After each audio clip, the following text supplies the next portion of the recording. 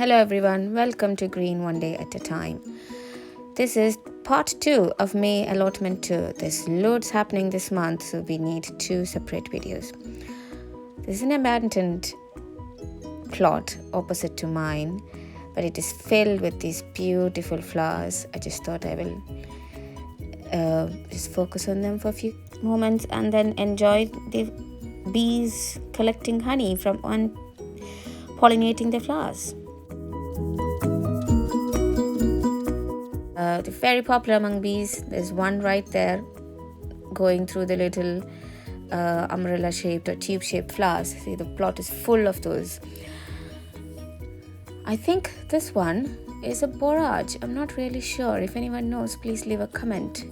And that's also full of purple colored flowers, and again very popular among bees. So here's plot number 2. It doesn't look a lot different from the initial video of introducing the plot, but I've slowly but steadily working through the big mess of weeds.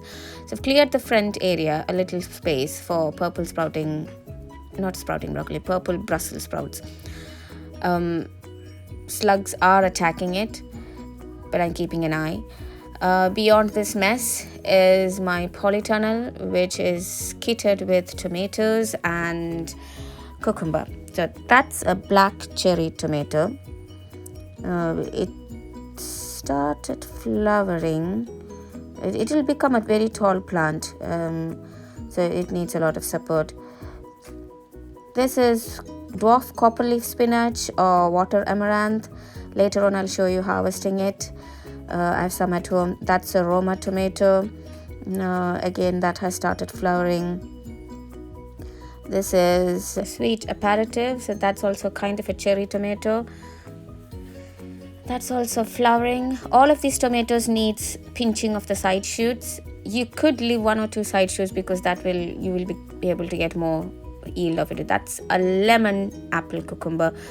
It's struggling really badly. You can see there's a slug right next to it. It's lost all its initial leaves, so I'm just hoping it survives. I will keep a bear trap here to catch these mischief makers. This is an F1 cucumber. It's very healthy. This is I think this is sweet million. Again, that's a cherry tomato. A lot of flowers on that. I think this one I haven't supported it or forgot. So the tomatoes really need support. They can't stand themselves.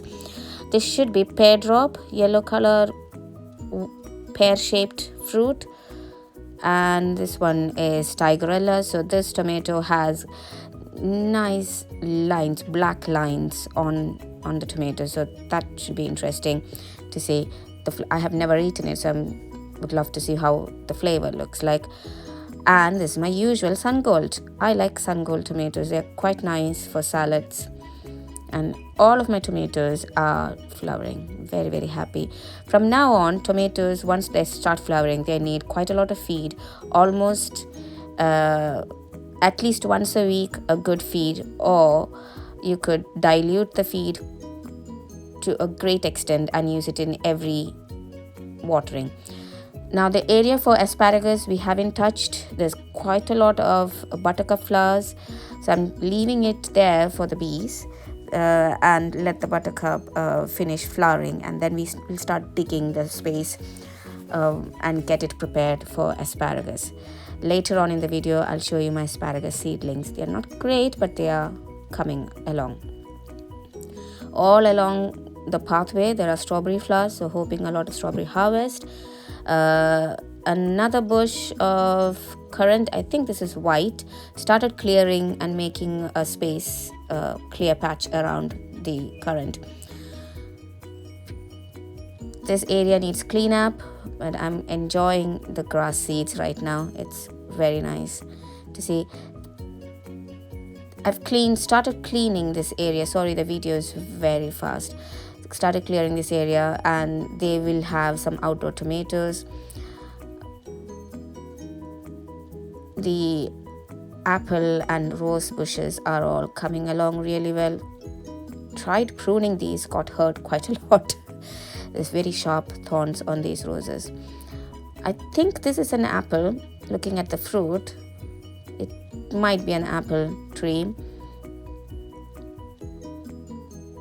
And that's the lawn space for the kids to enjoy. In this bed, I've got onions, which was given by my friend. They were sown very late, so they might take some time. And here I've got some more strawberries, and I've free-sown some amaranth seeds. So let's wait and see whether they will germinate. The lawn needs cutting and cleaning up, but I do like a little bit of long lawn if kids wants to play around.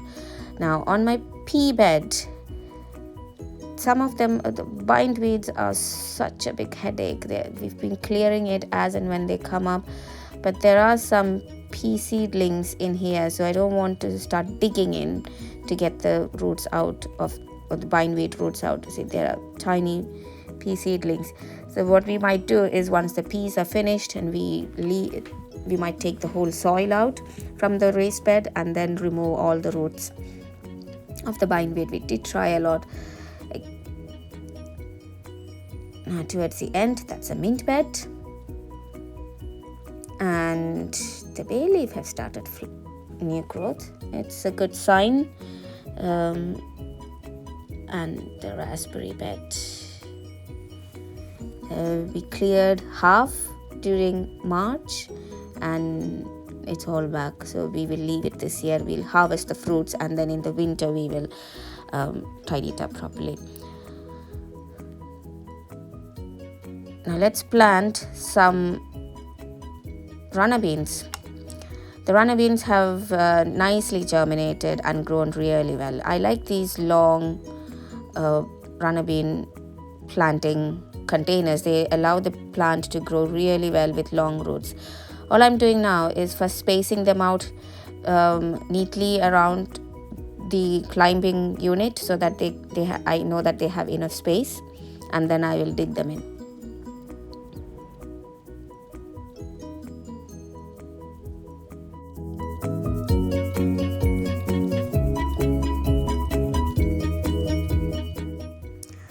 When I'm planting, what I'm trying to do is, whichever side the plant is leaning towards, I'm going to use that side to the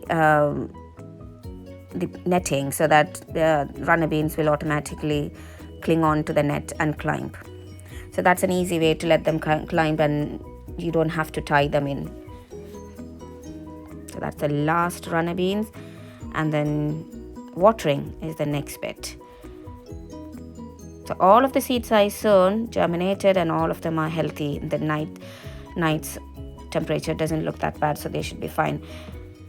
This is water amaranth. Back at home in my little greenhouse at home, I used these in a pot. I planted these in a pot, so they're all nice and healthy, ready to be harvested. So that's a nice bunch from just one cutting. So water amaranth propagates really well from cuttings, and these were all from cuttings. And this is asparagus. I've sown 4 to a pot, because you don't know how many of them might come up. There's a seedling. They're very slow, but how many ever I can get, I would be happy. This is the first time I'm actually trying this out. It's an experiment. It's a long process. So all the water amaranth is being harvested. Now, you don't eat the stems of these, only the leaves. So I would pinch the leaves out and use the stems so all of those leaves will be harvested, including the soft wood, so the soft shoots. But the rest of the stem, you can split them and repot them, because they're very hard. Each of those nodules will start to root. So in fact, on this one, you can actually see the roots, and just plonk them back into the soil, and the roots will start producing, or the cuttings will start producing more roots for your next harvest. So if you feed them really well, you can harvest them every 2 to 2.5 weeks. So that's it for the month of May. It's been very busy. I hope you enjoyed the video. See you soon in another one.